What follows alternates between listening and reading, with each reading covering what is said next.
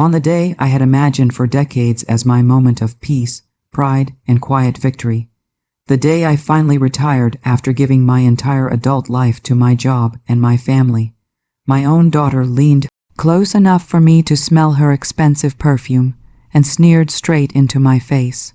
"You're only good for your money, old hag."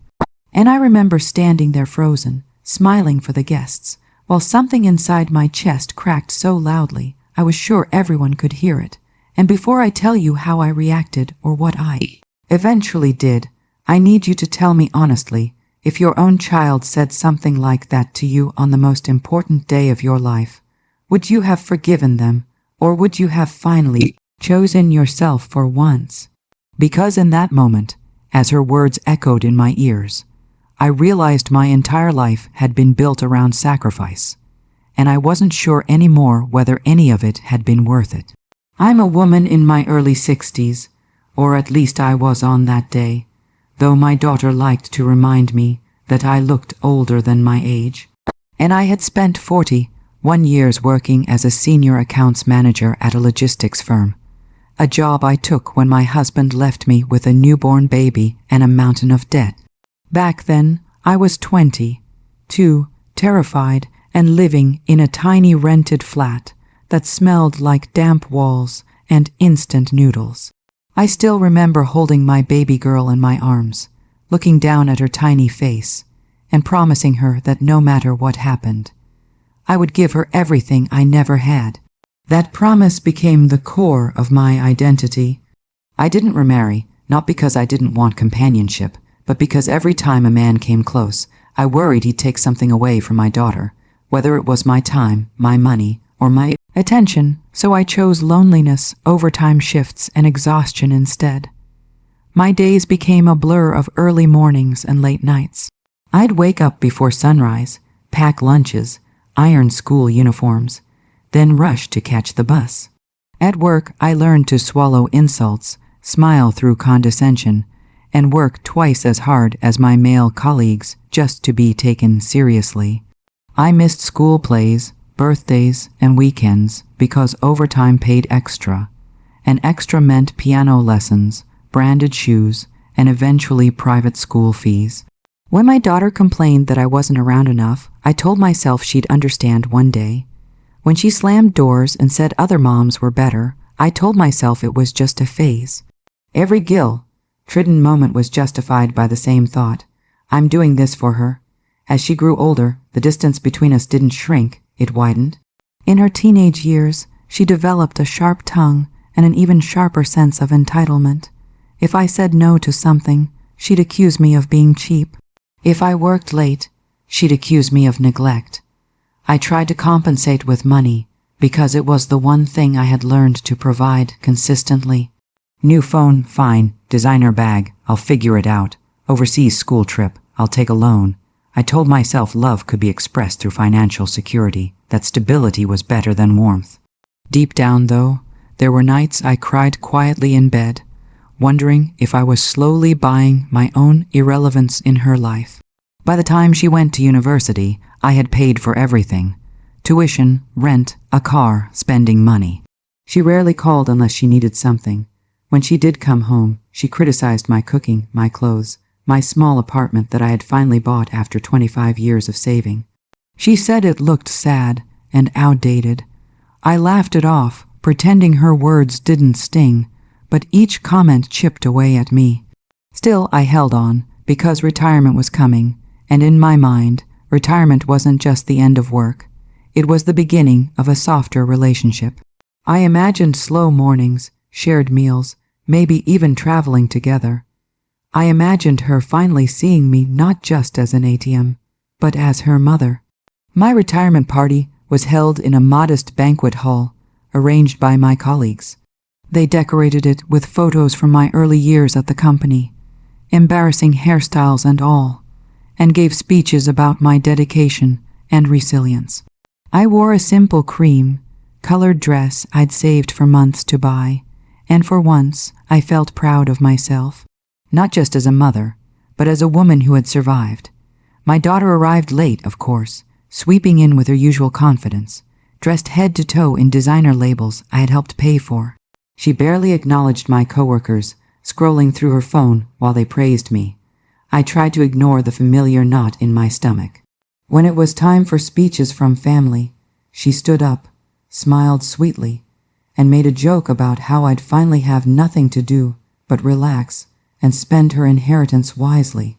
People laughed, thinking it was playful. I laughed too, because that's what I always did. But then, as the crowd dispersed and music played softly, she cornered me near the dessert table. Her face changed, the smile dropping instantly. That's when she said it, quietly, venomously. "You're only good for your money, old hag." No joke, no laughter, just truth, sharp and unapologetic. I felt humiliated, not just because of the words, but because of the realization that this was how she truly saw me. Not as the woman who skipped meals to buy her textbooks, not as the mother who held her through nightmares, not as the person who worked until her hands cramped from typing spreadsheets. I was a wallet with wrinkles. I wanted to scream, to slap her, to ask her where I had gone wrong, but instead I stood there, numb, while she walked away to grab a drink like nothing had happened. That night, after everyone left, I sat alone in my apartment, surrounded by half-wilted flowers and congratulatory cards. I replayed her words over and over, "Old hag, only good for your money." For the first time in my life, I didn't rush to justify her behavior. I didn't say she was stressed, young, misunderstood. I allowed myself to feel angry, deeply, dangerously angry. I also felt grief, because I realized the daughter I thought I was raising existed mostly in my imagination. Over the next few weeks, retirement settled in, but it wasn't peaceful. My daughter started calling more often, not to check on me, but to discuss plans. She talked about upgrading her apartment, starting a business, investing my retirement pay out. She spoke as if my money was already hers. I mentioned wanting to travel, maybe take a cooking class, maybe just rest, and she laughed, saying, "At your age, what's the point?" Each comment reopened the wound from that night. I began to look back on my life with new eyes. Every sacrifice, every excuse I made for her cruelty, every time I chose money over presence and then tried to make up for it with more money, I started to wonder if my constant giving had taught her that I existed solely to provide. And the most painful question of all crept into my mind late at night. Had I raised her to be this way, or had she always been capable of treating me like this? Part of me wanted to confront her immediately, to demand respect, to finally draw boundaries. Another part of me was terrified. She was my only child. If I pushed too hard, would I lose her completely? I had built my entire identity around being her mother. Who was I without that role? These thoughts kept me awake, staring at the ceiling, listening to the ticking clock that suddenly reminded me how much time I had already given away. As weeks turned into months, something inside me slowly shifted. I started doing small things for myself. Morning walks, reading novels I never had time for, saying no when my daughter demanded money without explanation. Each no felt both empowering and terrifying. She didn't take it well. Her tone changed from entitled to hostile. She accused me of being selfish now that I was done working. She said I owed her for giving up my youth to raise her, as if that hadn't been my choice, my love. And yet, despite everything, despite the insults and manipulation, I still loved her. That was the cruelest part. Love doesn't disappear just because respect does. I found myself standing at a crossroads I never expected to face at this age. Continue enabling her behavior in the name of motherhood, or finally demand to be treated like a human being. This was the situation I was in, trapped between guilt and self-respect, between fear of loneliness and fear of spending the rest of my life being used. Before I tell you what happened next, before I reveal the decision that changed everything between us forever, I want you to pause for a moment and ask yourself honestly what you would have done if you were me. Would you keep giving, hoping love would magically appear one day? Or would you risk losing your child to finally reclaim your dignity? Because in the next part, I'm going to tell you exactly how I confronted her and why that retirement day insult was only the beginning of something far more devastating. After that night, after her words burned themselves into my memory like a brand, I tried to act normal on the surface, but inside me something had fundamentally changed, like a crack in a mirror that keeps spreading no matter how carefully you handle it. I started noticing things I had ignored for years, patterns I had brushed off because acknowledging them would have meant admitting I had failed in the one role I cared about most. Every phone call from my daughter now made my stomach tighten before I even answered, because I already knew it wouldn't start with "How are you, Mom?" but with a complaint, a demand, or a subtle reminder of how much she needed money. And the worst part was how natural it all sounded to her, as if this was simply the order of the world. I give, she takes. One afternoon, about a month into my retirement, she came over unannounced. I was in the middle of making tea, enjoying the quiet hum of my apartment, when I heard the sharp knock.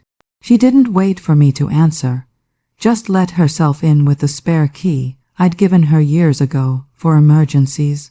She walked in, heels clicking against the floor, looking around with that familiar expression of mild disgust. She didn't even say hello. The first thing out of her mouth was, "We need to talk about your savings." Not my health, not my plans, not how retirement felt. My savings. I remember standing there holding the kettle, steam rising around my hands, thinking how absurd it was that I felt like a child being scolded in my own home. She sat down at my small dining table, pulled out her phone, and started listing expenses like a manager going over a budget. She wanted help with a business idea she had, something vague and risky, but she spoke about it as if my money was already allocated. When I hesitated, when I said I needed time to think, her eyes narrowed. "What else are you going to spend it on?" she asked. "You're old, you don't need much." Those words hurt almost as much as the insult on my retirement day, because they carried the same message. My life was essentially over, so my resources should now be hers. I tried gently at first to explain that retirement money wasn't endless, that I needed to plan for medical expenses, for emergencies. She scoffed. "You're always worrying about the future," she said. "Just trust me." I had trusted her my entire life. Look where that had gotten me. When she left, slamming the door behind her, I sat at the table for a long time, staring at the indentation her elbow had left on the cheap wood. I felt small, diminished, like I was slowly being erased. That evening, I called an old friend from work, someone who had also retired recently. We hadn't been close, but something in me needed an outside voice. I told her everything, about the insult, about the demands, about the fear that if I stopped giving, I'd lose my daughter completely. There was a long silence on the other end of the line. And then she said something that stuck with me. "Love that's bought isn't love. It's rent, and rent is due every month." That sentence echoed in my mind for days. Rent, that was exactly what it felt like. Every gift, every transfer, every sacrifice was just another payment to keep my daughter in my life. And like any tenant who stops paying, I was terrified of being evicted from her world. But I was also so tired. Tired in a way that sleep couldn't fix. A week later, she called again, her tone sugary sweet this time, which I had learned was even more dangerous than her anger. She invited me to lunch, said she wanted to spend quality time. I agreed, hoping, foolishly, that maybe she had reflected on her words. We met at a trendy cafe, one I would never have chosen myself. The menu prices made my eyes widen, but she ordered without hesitation, then suggested we split the bill because, as she put it, "You're retired now. You should get used to living modestly." I paid anyway, Old habits die hard. At first, the conversation was light. She talked about her friends, her plans, her frustrations. I listened, nodded, asked questions. Then, casually, like she was asking me to pass the salt, she brought up the business idea again. She talked about how much capital she needed, how it was a sure thing, how lucky I was to be able to help her leave a legacy. That word stung. Legacy. As if my entire life boiled down to what I could leave behind financially, not emotionally. I told her I wasn't comfortable investing such a large amount. I said I needed to think about my own future. The cafe noise seemed to fade as her expression hardened. She leaned forward and lowered her voice. "Don't be selfish," she said. "You had your life. This is mine." There it was again. The dismissal of my existence, my dreams, my right to anything beyond motherhood. People at nearby tables laughed, oblivious, while my heart pounded so loudly I thought it might burst. I didn't cry, I didn't yell. I just felt something shut down inside me, like a door quietly closing. I paid the bill, stood up, and told her I was going home. She rolled her eyes and said I was being dramatic. As I walked out, I realized she didn't even say goodbye. That night, I did something I had never done before. I opened a notebook and started writing. I wrote down everything I had given up. Career opportunities I declined because they required relocation.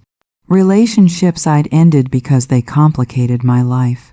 Trips I'd postponed indefinitely. I wrote about the constant guilt, the pressure to be perfect, the fear of being a bad mother. By the time I finished, my hand ached, but my mind felt clearer than it had in years. Seeing my sacrifices on paper made them real, undeniable. It also made me realize how one-sided everything had been for a long time. Around this time, my daughter's demands escalated. She started sending me links to apartments she wanted to buy, cars she thought she deserved. When I didn't respond immediately, she accused me of ignoring her. When I said no, firmly this time, she accused me of choosing money over her happiness. The irony was suffocating. She even brought up how much she had suffered, growing up with a single mother who was always working, as if that suffering entitled her to compensation now. I felt trapped in a narrative where I was always the villain, no matter what I did. One evening, during another heated phone call, she said something that chilled me. "If you don't help me now," she said, "don't expect me to be around when you're old and sick." It was said calmly, almost casually, like a fact. I hung up without responding, my hands shaking. That threat lingered in the air, heavy and cruel. It confirmed what I had been afraid to admit. Her love was conditional. For days after that call, I barely slept. I imagined future versions of myself, alone in a hospital bed, waiting for a daughter who might never come. I also imagined a future where I continued to give until there was nothing left, emotionally or financially, and still ended up alone. Both futures terrified me, but one of them at least allowed me to keep my self-respect. I began to understand that this wasn't just about money anymore. It was about whether I believed my life had value beyond what I could provide to someone else. I decided I needed professional advice, not just emotionally, but practically. I met with a financial advisor, someone neutral who could look at my situation objectively. As we went over my accounts, my pension, my savings, I felt a strange mix of pride and sadness. Pride that I had managed to build something substantial on my own. Sadness that I had never allowed myself to enjoy it. The advisor talked about long-term care, travel, hobbies, and for the first time, I saw a version of my future that didn't revolve around my daughter. It felt both liberating and deeply unsettling. When I told my daughter I had met with an advisor, she exploded. She accused me of plotting against her, of hiding money, of being influenced by outsiders who don't care about family. Her words were sharp, relentless. She said things I can never forget, things no child should say to a parent. Each sentence pushed me further toward a decision I knew I couldn't avoid forever. This was the point where everything hung in the balance. I was standing on the edge of a choice that would redefine my relationship with my daughter, maybe end it, maybe save what little dignity I had left. Before I tell you what that choice was, before I describe the confrontation that followed and how it changed both of our lives, I want you to stop for a second and really think about it.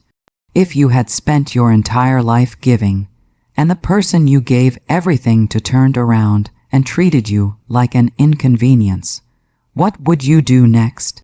Because in the next part, I'm going to tell you about the day I finally stopped being afraid of losing her, and what happened when I decided to put myself first for the first time ever.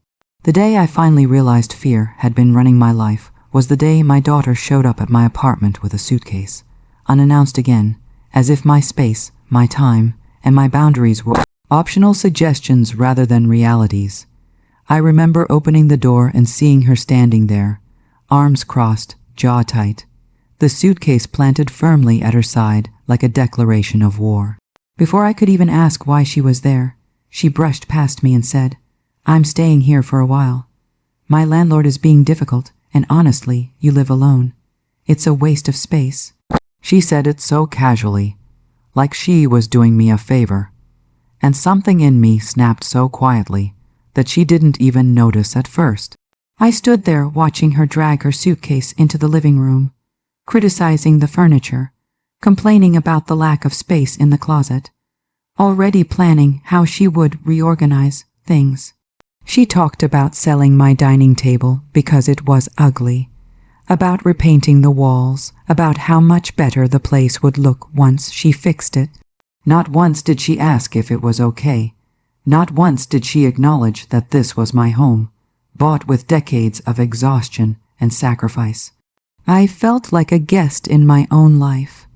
As she talked, I realized she wasn't just taking my money anymore. She was taking my autonomy, my peace, my sense of self. And the terrifying part was how normal this all felt to her. This wasn't a crisis response or desperation. This was entitlement in its purest form. I told her, quietly at first, that she couldn't stay without asking, that I needed my space. She laughed, actually laughed, and said, "Don't be ridiculous. You'd be lonely without me anyway." That was the moment I understood something crucial. She didn't just see me as a wallet. She saw me as weak, as someone who would always bend, always cave, always choose her comfort over my own dignity. And maybe for most of her life she had been right, but something had changed. I felt it in my chest, steady and solid, like a spine finally forming after years of being hunched over. I told her she needed to leave. The words felt foreign in my mouth, heavy but powerful. She stared at me as if I'd spoken another language. Then her face twisted into anger. She accused me of abandoning her, of being a terrible mother, of choosing things over her. She brought up every perceived slight from her childhood, every birthday I worked late, every moment I wasn't there. She said I owed her this, that after everything she'd endured, the least I could do was give her a place to stay and money to get back on her feet. I listened, I really did. I listened to every accusation, every exaggeration, every twisted version of the past. And for the first time, I didn't immediately internalize it. I didn't apologize. I didn't promise to do better. I simply said, I did the best I could with what I had, and it wasn't perfect, but that doesn't give you the right to treat me like this. My voice shook, but I didn't back down. She went silent then, a cold, dangerous silence. She told me I'd regret this, that one day I'd be alone, old and helpless, and no one would care. She said no one else would put up with me the way she did. Hearing my own daughter try to scare me into submission was surreal. It was also clarifying. I realized that the loneliness she threatened me with was already here. I had been lonely for years, even with her in my life. At least this way, the loneliness would be honest. She packed up angrily, dragging the suitcase back toward the door, hurling insults over her shoulder. Before she left, she turned to me and said, "Don't call me when you need something." The door slammed behind her, and the apartment fell silent. I stood there for a long time, my heart racing, my hands trembling, waiting for the wave of regret, the crushing guilt I had felt every other time I disappointed her. It didn't come. What came instead was relief, pure, terrifying relief. The days that followed were strange. I kept expecting my phone to ring, for her to demand an apology, to manipulate me back into line. When she did call, it was brief and cold. She asked about money again, as if the confrontation had never happened. When I said no, she hung up. Just like that, no argument, no tears. That hurt more than I expected, because it confirmed what I had been afraid of all along. When I stopped giving, I stopped being useful. I grieved then, not just for the relationship I was losing, but for the fantasy I had clung to for decades. The fantasy that if I just loved her enough, sacrificed enough, she would eventually love me back in the way I needed. Letting go of that belief felt like losing a part of myself. I cried in the shower, on walks, at random moments, when a memory surfaced unexpectedly.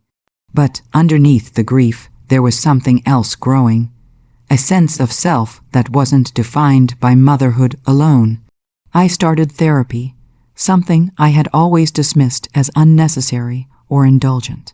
Sitting in that room, talking about my life, my choices, my regrets, I began to understand how deeply I had tied my worth to being needed, how my fear of abandonment had shaped every decision I made. The therapist didn't excuse my daughter's behavior, but she also didn't demonize her. She helped me see the patterns clearly, without blame, without excuses.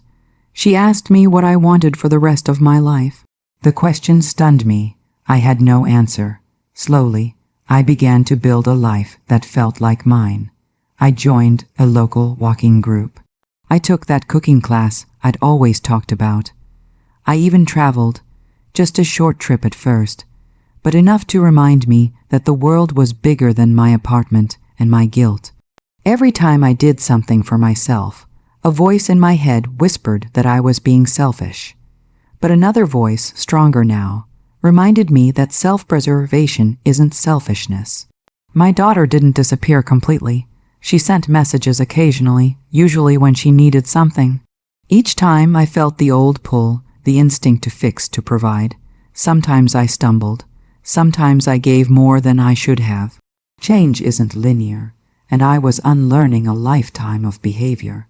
But I didn't go back to the way things were. I couldn't. I had seen the truth too clearly. Then came the day that forced everything into the open. The day that would decide whether there was anything left to salvage between us, or if we were truly done. She called and asked to meet, said it was important. Her tone was different, serious, almost vulnerable. I agreed, my heart pounding with a mix of hope and dread. Part of me still wanted reconciliation. Part of me braced for another manipulation. As I got ready to leave, standing in front of the mirror, I barely recognized the woman looking back at me. She looked older, yes, but she also looked stronger. Before I tell you what happened at that meeting, before I describe the conversation that would either break my heart completely or finally set me free, I want you to pause again and think. If someone you loved only showed up when they needed something, if they punished you for setting boundaries and threatened you with abandonment, would you keep the door open just because they're family, or would you finally close it, even if it meant sitting alone with the pain? Because in the next part, I'm going to tell you exactly what she asked of me, what I said in response, and how that single decision changed the course of both our lives forever. When I arrived at the cafe she had chosen for our meeting, my hands were shaking so badly I had to wrap them around my cup just to keep from spilling it. I had barely slept the night before, replaying every possible version of this conversation in my head. In some versions, she apologized. In others, she cried and told me she needed me. And in the darkest ones, she said something so cruel that whatever fragile thread still connected us finally snapped. I didn't know which version I was about to face, but I knew one thing for certain. I couldn't walk away from this conversation the same woman I had been before. She arrived 10 minutes late, sunglasses on, phone pressed to her ear, laughing about something that clearly had nothing to do with me. When she finally sat down, she didn't ask how I was.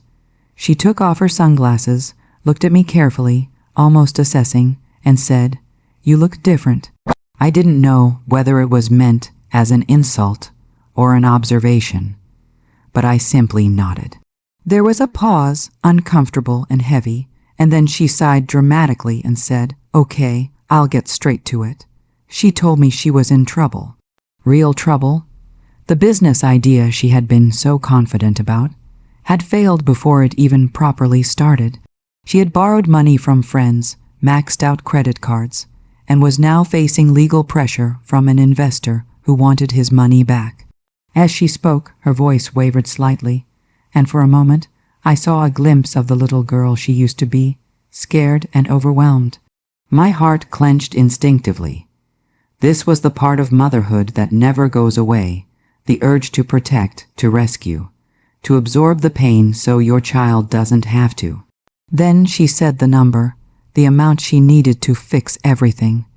It was more than half of my retirement savings. Money I had worked 4 decades for. Money meant to support me for the rest of my life. She said it like she was asking to borrow a sweater. "Once this is sorted," she added quickly, "things will go back to normal." Back to normal. The phrase hit me harder than the amount itself. Normal meant control, entitlement, disrespect. Normal meant me shrinking so she could stand taller. I took a deep breath, feeling every year of my age in my bones, and told her I couldn't do it. I explained calmly, clearly, that giving her that money would put my own future at risk. I told her I loved her, but I wouldn't destroy myself to save her anymore. Her reaction was immediate and explosive. She accused me of choosing money over her life. She said if I really loved her, I wouldn't hesitate. She reminded me of everything I'd ever done for her, twisting it into proof that I owed her this final sacrifice. People at nearby tables turned to look as her voice rose, but she didn't care. She was crying now, angry tears streaming down her face, and for a split second, my resolve wavered. I almost reached for my bag, almost told her I'd figure something out. Then she said it, the sentence that sealed everything. "If you don't give me this money," she said, leaning across the table, eyes blazing, "then you're dead to me. I don't need a useless old woman dragging me down. Dead to me." There was no misunderstanding this time, no heat of the moment excuse, no room for interpretation. I felt something inside me go very still, like the eye of a storm. I realized that if I gave in now, it wouldn't save our relationship. It would just teach her that threats worked, that my fear of losing her was stronger than my instinct to survive. So I did the hardest thing I've ever done. I pushed my chair back, stood up and told her no. Not softly, not apologetically, just no. I told her I hoped she figured things out, that I wished her well, but that I would not be giving her any money. I told her I was done being insulted, threatened, and used. My voice didn't shake this time. She stared at me like she didn't recognize me. Then her face twisted with rage and humiliation. She stood up too, knocking her chair over, and shouted that she hated me, that she wished I'd never been her mother. The words cut deep, deeper than anything she'd said before, but they also felt strangely final, like the last blow in a long fight that had already been decided. I walked out of that cafe without looking back. My legs felt weak, my chest tight, but with every step I felt lighter. Outside, the air felt different, sharper, more real. I sat in my car and cried harder than I ever had in my life. sobbing for the child I had lost, for the mother I had been, for the future I had imagined and would never have. But when the tears finally stopped, there was a quiet strength left behind. The aftermath wasn't immediate or dramatic. There was no instant peace. There were days I woke up and reached for my phone instinctively, only to remember there was no one to call. There were nights when the silence in my apartment felt unbearable. Friends told me I'd done the right thing, but their words couldn't fill the space my daughter left behind. Grief doesn't care about logic. It just shows up when it wants. She didn't contact me for months after that. No messages, no calls, nothing. I heard through mutual acquaintances that she was struggling, that she blamed me for everything that had gone wrong. Part of me ached with worry, but another part understood that this was the consequence of her choices, not my boundaries. I reminded myself daily that love does not require self-destruction. Slowly, life settled into a new rhythm. A quieter one, a steadier one. I learned how to sit with discomfort instead of immediately trying to fix it. I learned that loneliness, while painful, was survivable. I learned that peace often feels empty at first because chaos had taken up so much space before. And then, one afternoon, months later, I received a message from her. Just 2 sentences. No apology. No warmth, just information. She said she was moving to another city for work. She said she hoped I was well. I stared at the screen for a long time, waiting to feel something definitive. Relief, anger, sadness. What I felt instead was acceptance. This was where we were now, not healed, not reconciled, but no longer bleeding each other dry. I didn't reply immediately. When I finally did, my message was simple. I wished her safety and strength. Nothing more, nothing less. It was the first time I responded without trying to earn her love, and that, more than anything, felt like progress. What I didn't know then was that this wasn't truly the end of the story, because choosing myself didn't just change my relationship with my daughter. It changed how I saw every part of my life, every mistake, every sacrifice, every remaining year ahead of me. And in the final part, I'm going to tell you what happened after the dust finally settled, what unexpected consequences came from my decision, and why, despite everything, I don't regret standing up for myself on the day my daughter decided I was only good for my money. The months that followed were quieter than any period of my life before, and at first that quiet felt almost threatening, like the calm after a disaster when you're just waiting for the next wave to hit without the constant drama, the demands, the emotional whiplash of trying to please my daughter. I didn't know what to do with myself. For decades, my days had been structured around work and motherhood, around being needed, around solving problems that weren't always mine to solve. Now, suddenly, there was space, too much space, and in that space, I had to finally face myself. I won't lie and pretend it was all peaceful self-discovery. Some days were brutal. There were mornings I woke up with a heaviness in my chest, reaching for my phone before my eyes were even fully open, hoping, stupidly, that there would be a message from her that said she was sorry, that she understood, that she loved me. Most days, there was nothing. And every time there was nothing, it felt like a fresh rejection all over again. People talk about missing children like it's a passive thing, like a soft sadness. This wasn't soft. It was sharp and constant, like an ache that never fully went away.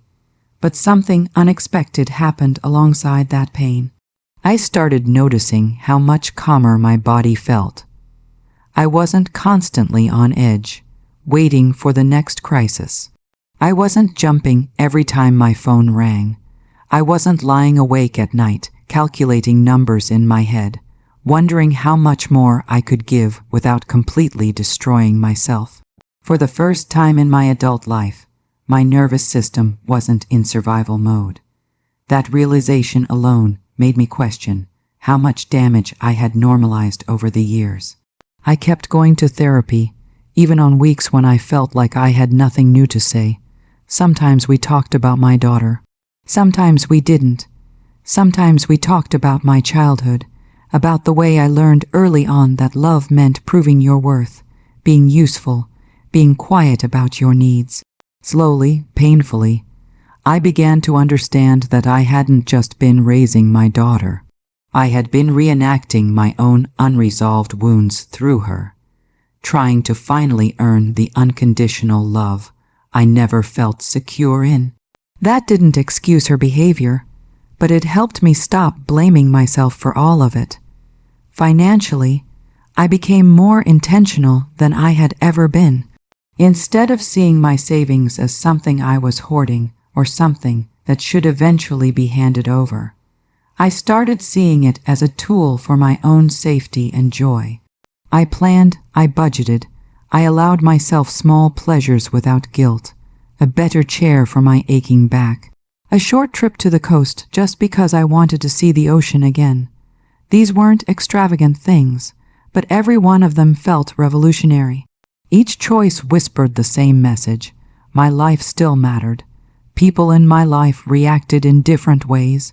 Some admired my strength. Some quietly judged me. A few said things like, "But she's your daughter," as if that single fact erased years of disrespect and emotional harm. Early on, those comments sent me spiraling. I'd replay them in my head, wondering if I really was heartless, if I'd made an unforgivable mistake. Over time, I learned something important. People who had never lived my life, never endured my reality, never stood in my place, didn't get to define my boundaries. Compassion for others should never come at the cost of cruelty to yourself. About a year after our last real confrontation, I ran into someone who knew my daughter. They mentioned her casually, said she seemed fine, busy, independent.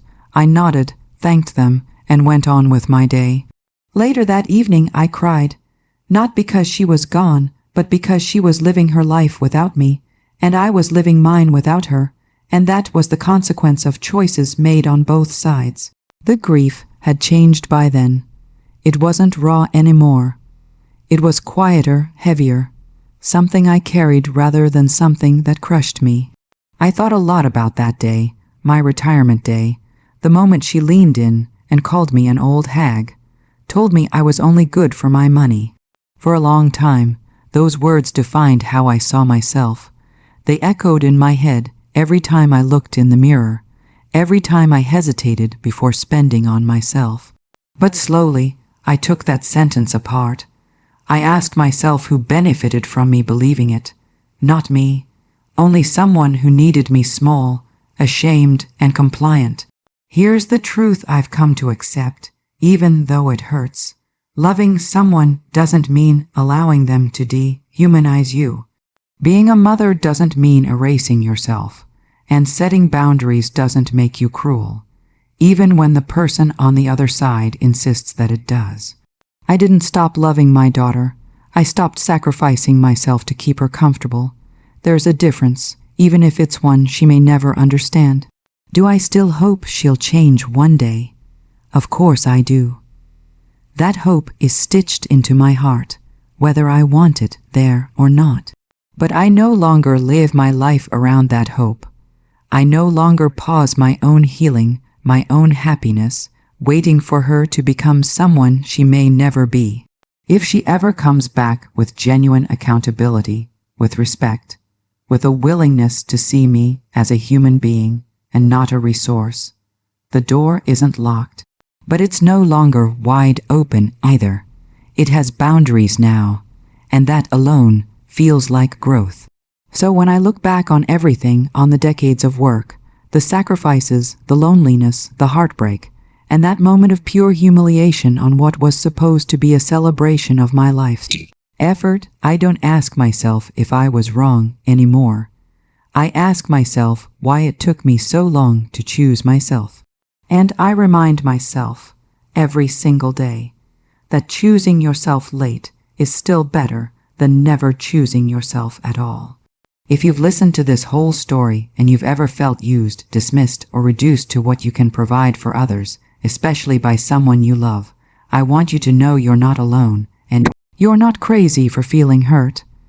Like this video if you believe I was right to finally stand up for myself. Subscribe if you want to hear more real, raw stories like this one. And please, share your thoughts in the comments. Tell me what you would have done in my place, because sometimes the most healing thing is knowing someone else understands.